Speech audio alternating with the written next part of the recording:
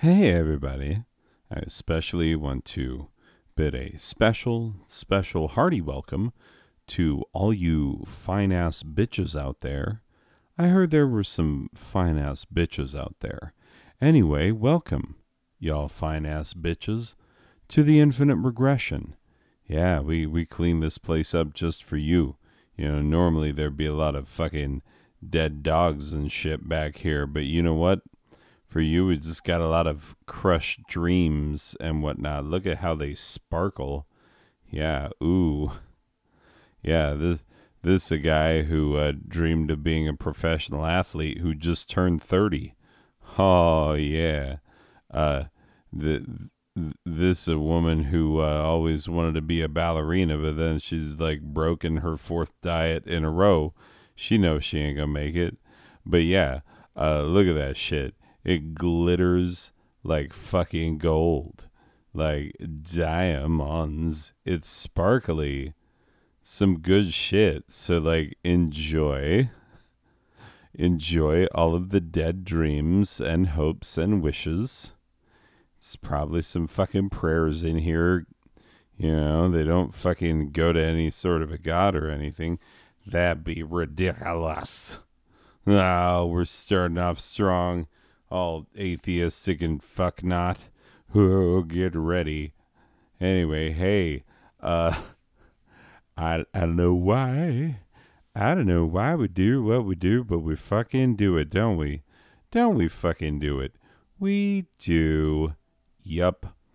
Anyway, so, hey, ladies and gentlemen, this is another one of these things that we're doing. And you see, like we should fucking address some things. But you know what? Before I do that, before I address any fucking thing, how much time have we been going? 2 minutes, 11 seconds. All right, let's see if we can do better than last week. Zipping around the horn, not wasting time, just cutting this thing down to a lean, mean, fucking comedy machine. Because, the best comedy is not the stuff with like a lot too many words in it. This is like my number one problem. And my number two problem is that I don't work on this shit hard enough. And I just throw it out there before it's like even half baked. Anyway, we'll talk about that shit in a second. So, ladies and gentlemen, let me go around this horn. Let's see if we can do it faster than we did last time. Hey, Braxton, I am high as fucking fuckaduck. You let me have some of that shit. I was like, oh, this shit's gonna hit like that last shit did. No, it's the same shit, but it's like hitting hard, my friend. Yeah. You got any fucking Visine? Haha. Just kidding. I can't do that shit. I can't even watch other people put in Visine because it makes my eyes hurt. Anyway, but thank you for the good, my friend. Let's go fucking buy inflatable furniture at fucking Spencer's Gifts. Let's like buy blacklight posters of the Insane Clown Posse and shit. Come on, bros. If we owe it to each other at this point. Anyway, thanks, Braxton, for that good. You know what I'm talking about. The stickiest of the icky. Anyway, so moving around. Ian, you piece of goddamn shit. You motherfucking piece of shit. I see what you've done. Like this motherfucker decided to advertise our show. He's like, hey, we need to be more diverse. We need to open our diversity, which like that's not a half bad idea. Started somewhere half decent, but then how did he diversify this fucking show? Is that he fucking put ads for our show on the travel documents for people who are being deported. Yeah. You know what I'm saying? This is what this motherfucker is doing. people being booted out of this country and shit. And he's like, hey, maybe you like comedy of a type. Ugh, fuck you, man. This is the saddest paper these people are ever going to get. And it's got a big old my face on it for some reason. And, big old name of this show. And it makes us look like fucking assholes, Ian. God damn it. Anyway, you suck donkey balls, you little teeny tiny pimple popping bitch. I'd fuck you up for the shit that you pull on a weekly basis, but I don't, because guess who's the fucking executive producer of this goddamn show? Oh, it's your uncle. Yeah, fucking nepotism. Name of the game around these fucking parts, right, Chaz? Chaz? Oh my god, I think he's refrosted his fucking tips, which means that he's ready to go back out on the prowl.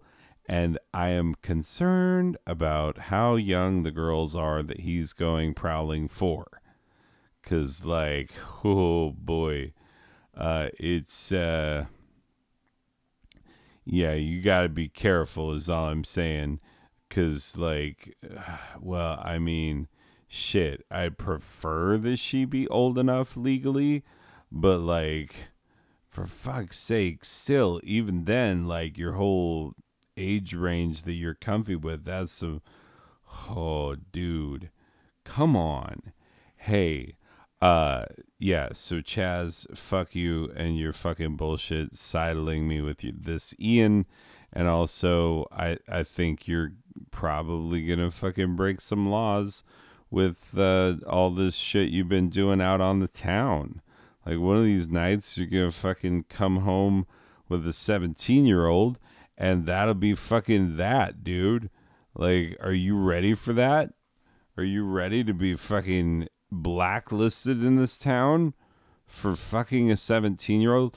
Now, granted, if you fuck a 17-year-old in Washington and, like, transport her across state lines for the purpose of doing it, as long as you're Republican, people will be like, he's a great guy, one of the best, really holding down the morals and values of America.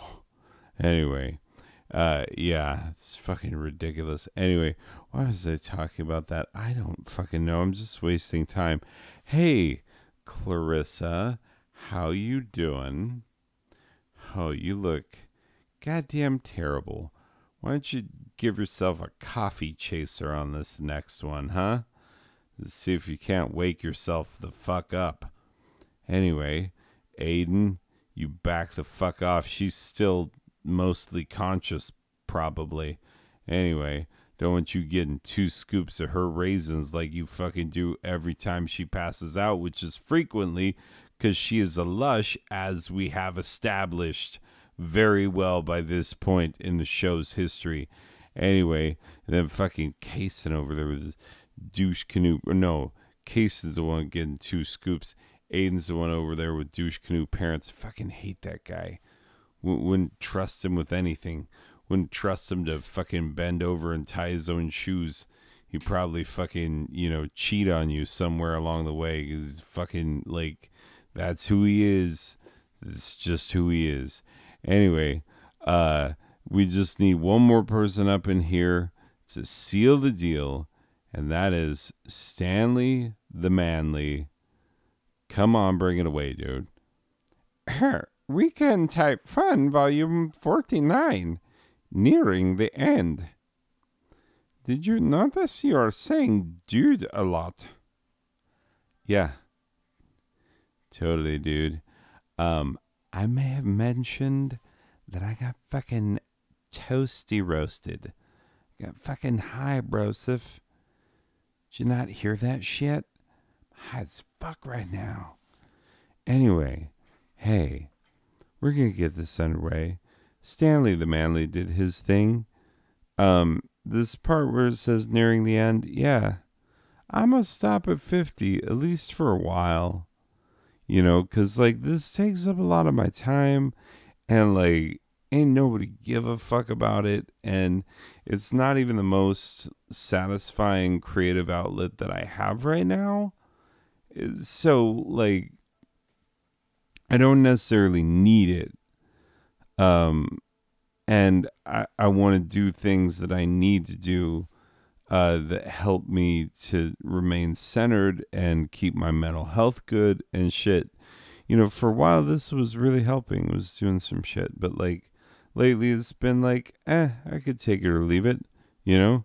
And certainly my audience of one has fucking left it. He hasn't tuned in a goddamn long time. So I literally, at this point, have only one fucking subscriber. So that's, it's been that way since like 37. There's been like fucking 12 more of these fucking things that, yeah, I've only had an audience of one for. So that's something interesting. Anyway, but yeah, I'm going to stop at 50 and who knows how long I'll stop for and who knows if I'll pick it back up or what. Like, I don't fucking know. I'm just going to give myself the benefit of the fucking doubt. Let me do something else to try some other shit. Been meaning to anyway. So, you know, this is going to happen. It happens. So fucking deal with it. Anyway, talking like people in the future will have cared about this changeover. Like, no, you don't. Get the fuck out. There's no people in the future listening to this. This is bullshit. Anyway, with your host. Sorry, I believe this week I need to be in sort of a pishity-poshity British sort of a thing. Yes, of course. With your host, Rem Pemberton of the Clems and Pembertons. Come on, Gov. Give us a bit of the old theme song, won't you? We learned how to speak in accents at community college. We did. Anyway. Yes, I do believe I'll give you a bit of the old theme song. Yeah. Here we go. This has always been the theme song. This has always been the theme. This has always been the theme song.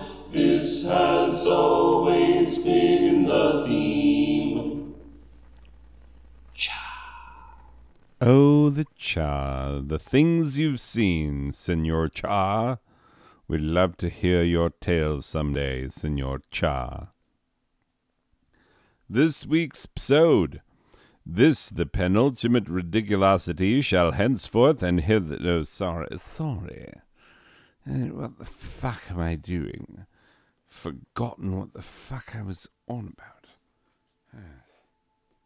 Anyway, hold on. Give me a brief segundo, won't you? Okay, I've returned from a sort of brief errand, doing some shit. You know the sort. Anyway, this week's episode, this, the penultimate ridiculosity, shall henceforth and hitherto be referred to as the fastidiously proper Victorian episode. Part the first. Extracts from a negative review of an orgy. I don't know if I like that accent. Like, I'm growing tired of it. A Poor Man's Bacchanalia by Bridgeforth Pemberton of the Clems and Pembertons, originally published in its entirety in the London Snood, a popular society paper of the era, excerpted by Phineas Monroy, Ph.D., who held his nose while sorting through this refuse. Extracts from a negative review of an orgy. From the moment I arrived at the home of Colonel and Mrs. Snogglethorpe, I knew I should have turned heel and returned home to my usual rousing bout of competitive mutual masturbation with my Spanish manservant Rodrigo. But as an orgy reviewer of no small renown, I thought it my duty to stay and report the events of the evening as I observed them. My first indication that this was to be something more akin to a bumpkin free-for-all than a proper upper-crust fuckfest was the fact that the stable boy began ass-fucking my gelding before my foot was fully out of the stirrup. While I do not begrudge the boy his right to explore my steed's anal cavity with his ample pecker, he gave me no dismounting block, forcing me to step into a pile of fresh horse shit. And, furthermore, the boy did not even offer... Hold on, my accent is all over the fucking map. Okay, I gotta start this thing afresh. I'm a posit. You know I don't edit, and I'm not restarting this fucking thing. Nope, not tonight. Not when I'm like, oh, this is the second to last one, because nobody fucking gives a fuck about these. Yeah, anyway, so let me just pause it and fix my accent. I'm gonna do a totally different one when I come back, but I'll at least have it established, for fuck's sake. Normally, what I was doing there is a bit of an RP sort of thing. And, yeah, I need to fucking, like, when I'm dead sober, I fucking nail that shit. Like, it's not even a problem, but it's all over the goddamn map now that I'm high as a fucking kite. Anyway, hold on. Okay, I've got it. This sort of gentleman served Her Majesty the Queen as faithfully in India, don't you know? Of course he did. Yes, well, from the moment I arrived at the home of Colonel and Mrs. Snogglethorpe, I knew I should have turned heel and returned home to my usual rousing bout of competitive mutual masturbation with my Spanish manservant Rodrigo.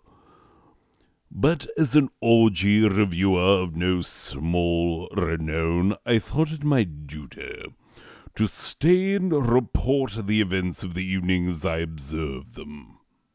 My first indication that this was to be something more akin to a bumpkin free-for-all than a proper upper-crust fuckfest was the fact that the stable boy began ass-fucking my gelding before my foot was fully out of the stirrup. I do not begrudge the boy's right to explore my steed's anal cavity with his ample pecker. He gave me no dismounting block, forcing me to step into a pile of fresh horse shit. And furthermore, the boy did not even offer to take my riding crop.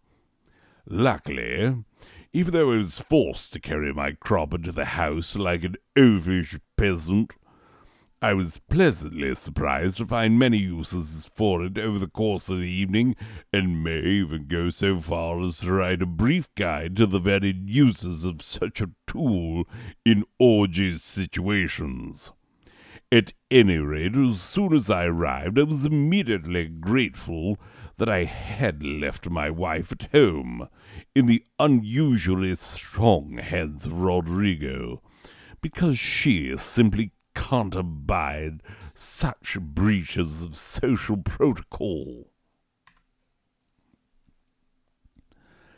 As I made my way into the sitting room, I was shocked to find our hostess feverishly ramming a rather thick broom handle into the rectum of our host, who was howling with delight at each lively thrust. Now, I am no prudish Puritan, but to have already progressed to broom fuckery this early in the evening is simply not done in any of the finer orgies it has ever been my pleasure to attend. There is an order to these things, and if we are simply going to throw good manners out the window, then why violate each other with broomsticks at all?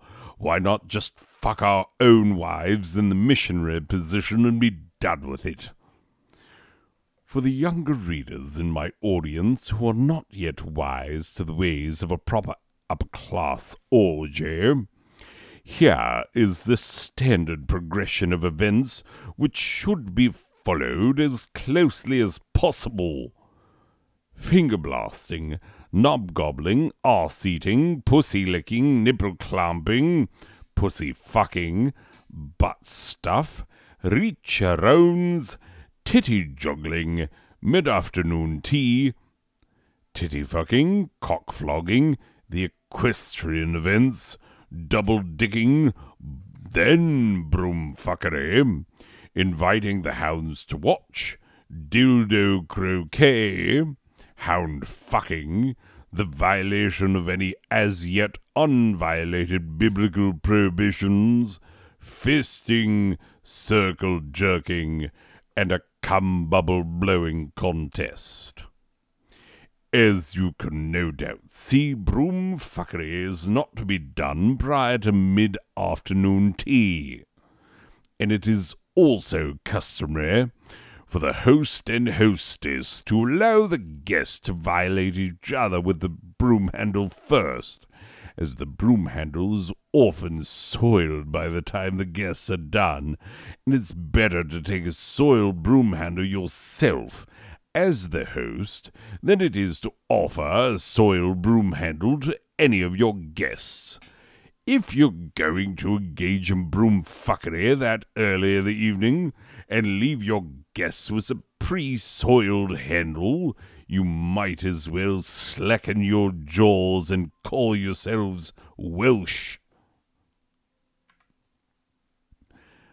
After 2 breaches of orgy protocol early in the day, I was prepared for a complete disaster. But I must report that the finger blasting and knob gobbling were done purely by the book. For these events I found myself paired with a buxom young duchess from a neighboring county.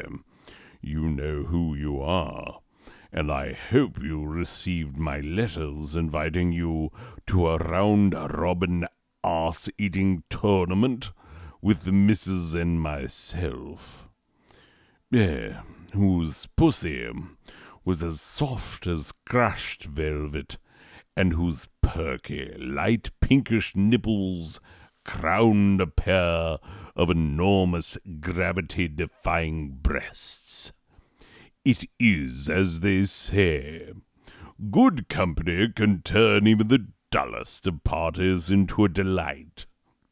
After leaving the Duchess with directions to my home and an ample pool of jism on her bosom, I found my way to the arse-eating station, where my second pairing was nowhere near as fortunate as my first.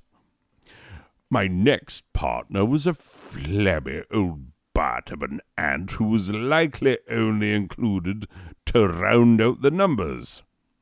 For all I could tell, she dines exclusively on corn, and has grown so large in girth that she can't adequately clean all the corners of her ample asshole. Ample asshole, that's what it sounds like, her ample asshole. She's got a big, she's been ample asshole.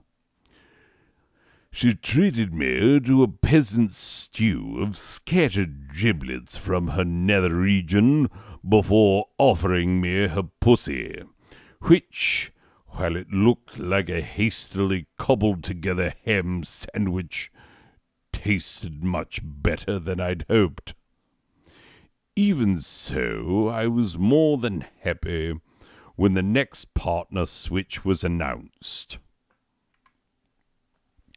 The remainder of the early events passed without much to squabble at, One of the nibble clumps I was provided had lost its spring, but in my years and Her Majesty's infantry served me well, and I was able to repair it and give my partner the happy hurting she was practically begging for.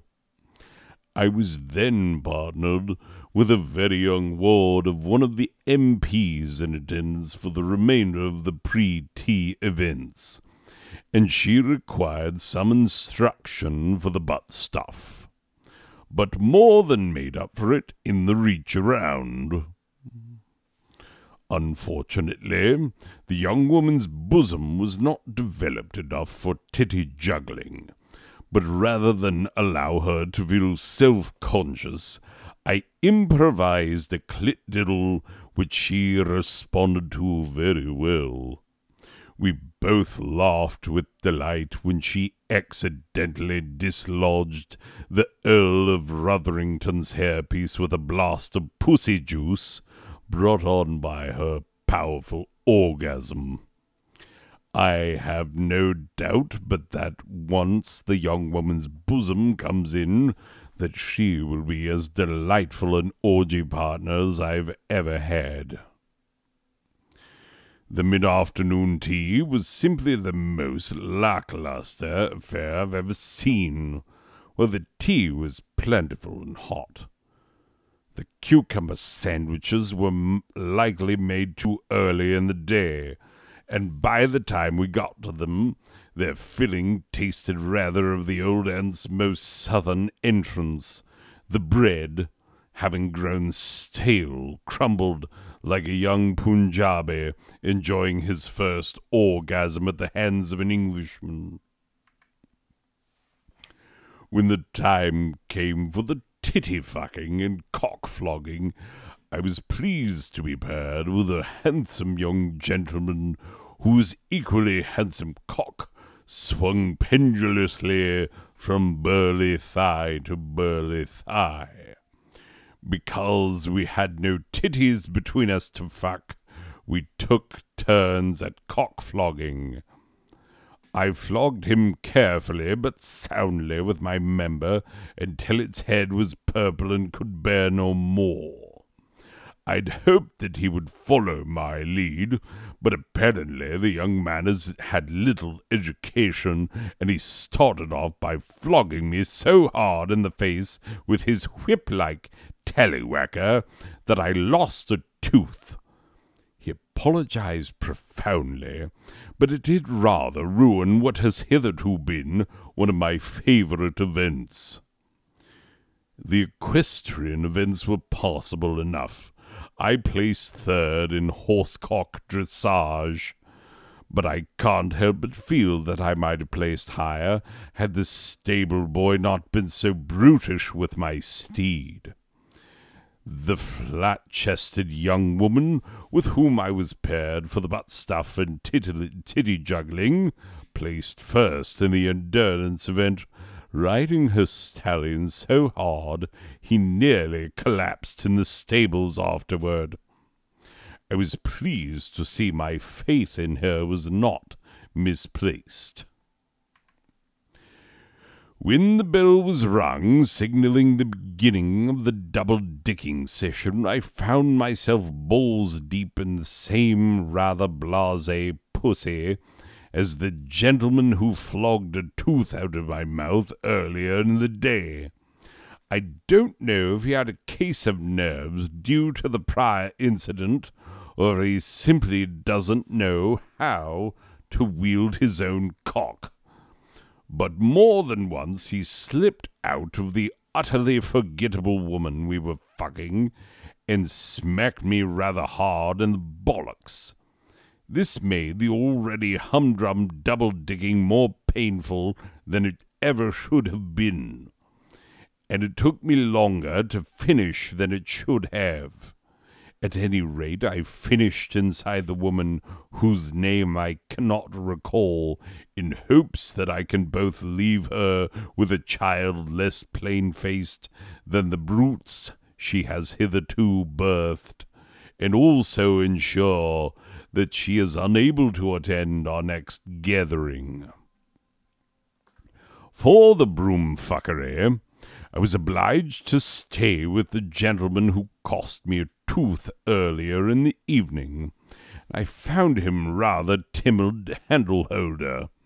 One can only assume he merely intended to not do me wrong the third time in a single orgy, but by barely broom-fucking my eager little bussy.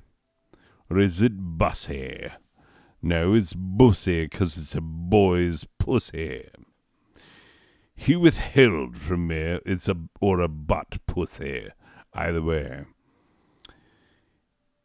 Withheld from me a pleasure I'd rather been looking forward to since my arrival.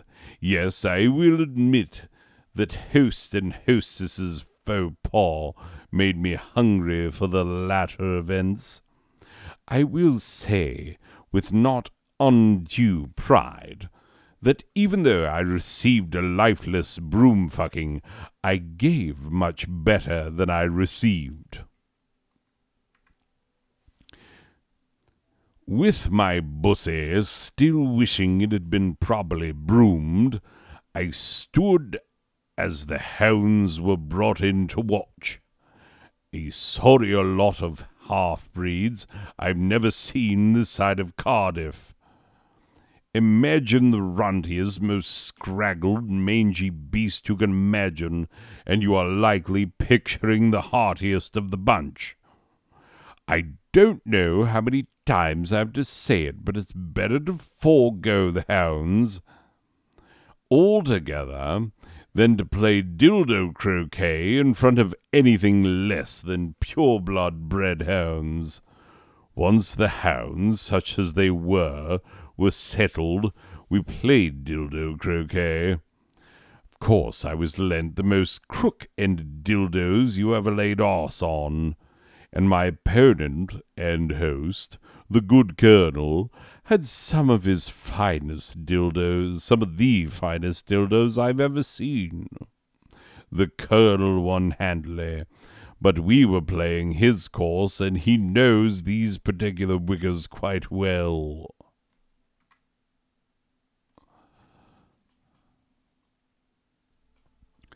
While I'm normally first in line when it comes to the fucking of the hounds, I admit that I was not at all disappointed when the host chose to bypass that portion of the day's entertainment. I was so very relieved that I should not be forced to penetrate such poorly bred mongrels with a cock that has hitherto never touched anything other than purebred dog flesh. When it comes to the violation of biblical prohibitions, I find that a good host will plan an evening such that this step is wholly unnecessary. If you simply dash a few prohibitions in with the other events over the course of the orgy, you can avoid all the awkwardness that comes from partaking in barely sexual practices just to check off a list. For example, don't wait to take the Lord's name in vain and eat cheeseburgers while wearing blended fabrics, for this late in the evening. Call out the Lord's name with relish during any of the events, and you will find yourself joined with a number of other voices doing the same. Eat a cheeseburger while wearing while wearing a cotton wool thong during the nipple clamping session, and I dare say you'll enjoy all three activities a little more when done together. Time to go covet your neighbor's wife's arse while you're fucking it, and you are sure to make the Lord weep, which is half the point of orgies to begin with. I can hardly assume that God was brought to shed so much as a single tear with the positively milquetoast violations of a sacred law we committed at Snogglethorpe Manor, as they stopped me while I was elbow deep in some arsehole fisting to lend me money with interest. Surely God has learned to look the other way at the violation of this commandment by now, as it is one of the cornerstones of the entire banking industry. If one cannot choose intentional violations of sacred command strong enough to bring tears from one's Creator's eyes, one should simply not be hosting parties. Orgies, I mean. It's really as simple as that. The fisting, aside from the brutal butthole punching I gave a gentleman from Kent, whose name escapes me at the moment, was prudish, with most couples opting for the swan's head technique, rather than really getting in there and pounding with a proper balled-up fist. Why even bother to call it fisting if you're not going to attack the orifice with a proper balled-up fist? My God. Given the many violations of proper orgy protocol I witnessed over the course of the evening, I was pleased to find that the circle jerk was as good as any I've ever seen. Not that it's hard to fuck up a circle jerk. We sat male-female in a circle, and each man diddled a twat, and each woman jerked a cock, and a wave of orgasm overtook the entire group almost simultaneously. The resultant discharge of fluids was collected by the servants, one of whom I caught dipping a finger into the bowl and licking it. But the poor girl can hardly be blamed. It was quite a tasty blend, and we took our places for the final event of the evening. The cum-bubble blowing contest was almost over before it began, because the rotund aunt with whom I was unfortunately paired for the arse-eating that proved that not having teeth causes one to blow cum-bubbles of such enormous size. Those of us who have still have their original denticles need not bother you to compete. To be perfectly frank,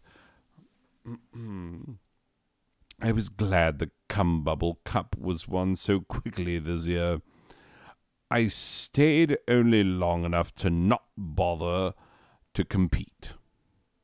To be perfectly frank, I was glad the cum-bubble contest was won so quickly. I stayed only long enough to enjoy a cup or two of the amalgam which, as you know, is often an indication of the success or failure of the orgy as a whole, was bland and rather lacking in the noble flowers one tends to associate with an orgy. Yes, of nobles and elites and whatnot. Yes, so let it be written, so let it be done. After having endured an afternoon which hardly satiated the most mild of my many lusts, I found myself rather disappointed. That's not at all English. That's like some fuckery. Come on, dude. Get it together. After having endured an afternoon which hardly satiated the most mild of my many lusts, I found myself rather disappointed. Yes, I shall be watching for a certain young woman's breasts to swell to an appropriate size, but aside from that one bright spot, I'm afraid I did not enjoy myself as I'm wont to do on such occasions. I rate the Snogglethorpe orgy a D minus. I shan't be attending any more of their sexual soirees until they address the many shortcomings noted in this review. Bridgeforth Pemberton of the Clemson Pembertons. As always, if there are any of my readers who would like to request a private digging, you need only send me an invitation by evening post, and my cock will find your various orifices as soon as humanly possible. Part the second. I'm gonna leave that accent behind, for fuck's sake. It's driving me crazy. Part the second. Little known facts about Queen Victoria. While there are a number of interesting things about the Victorian era itself, the monarch of England, who gave this era both its name and its trademark prudish nature, is by far more interesting the subject for photography. This portion of our show will focus on some of the most remarkable facts about Queen Victoria, which are either glossed over or not mentioned in our history books that we have here. Anyway, so prepare yourself. Facts about Queen Victoria. She had a dick. Anyway, part the third. Stars of Victorian pornographic zoetropes. A zoetrope is that cylinder thing with the slits that makes the pictures move when you spin it. Like in that picture right there. That's a zoetrope. And yes, they did make them with pornography. And so yes, these are the early Victorian porn stars. Hildegard Flouncebottom, Chadwick von Dicksmith, Elizabeth Hasbosom, Colonel Dicksworth Cornpole, Graham Tallywicket. Wait, did I miss one there? Yeah, no, I did. Okay. Anita Biggin to Ride, A Mustache Ride, Charlotte A. Tits. Charlotte A. Tits. Oh, Charlotte Tits. I see. Archibald P. Nazacha. Emma Biggs Lutt. Harold Balzac. Ida Rutherbone. Herman Giswet. That one comes with some, very effective prophylactics, by the way. Yeah, they made sure. Anyway. Macy Mycans. Jack Myrod. Sit on a Me. Hey, show's over. No closure. This program was made possible by the Igneous and Gertrude Buttcomer Foundation. Yes, of course. Promotional considerations provided by Ralph Morgan's Extra Strangly Snakes. The Lonely Ass Librarians Guild, because that's what she looked like she need. Grandpappy True Rules, Foul Smelling Balms, and Gruels, and the one and only True God. This program was directed and performed by me. I'm Rem Pemberton. I'm, Bather of Hastings, whatnot. So, not probably enough of an important person to fucking know. But yeah, still kind of important. So maybe treat me nicely, for fuck's sake. Anyway, I didn't even know where he went. I don't know where he went. Anyway, all right. Well, let's do this next one. Written by Braxton White Guy. His ancestors were also high. Oh, I get it. You're high. You're a Pothede. And so you're turning me into one, and you're making your friends one too. I see how it is. Theme song by the Out of Tuners, a presentation of Non-Sober Badger Productions, a subsidiary of the large Boring Sounding Corporation with surprisingly questionable business practices. A branch of the intentionally vague corporation whose purpose may never be known. The Blaine Group. And communism. It's not dead yet, suckers. Communism appears courtesy of the need for a new American labor movement. The American labor movement, it's like politics, but it's relevant to your actual life. The American labor movement would like to remind you that if you don't like the results of the unbridled capitalism that you live with every day, you should vote to try something else. And indeed you should. Hey, we made it to the end. We made it to the end of an episode. And we may have not made all the sense in the world, but we fucking did it, and that's all that matters. Anyway, ladies and gentlemen, thank you for tuning in on this one, and I will see you in the next one. Oh, okay. Bye.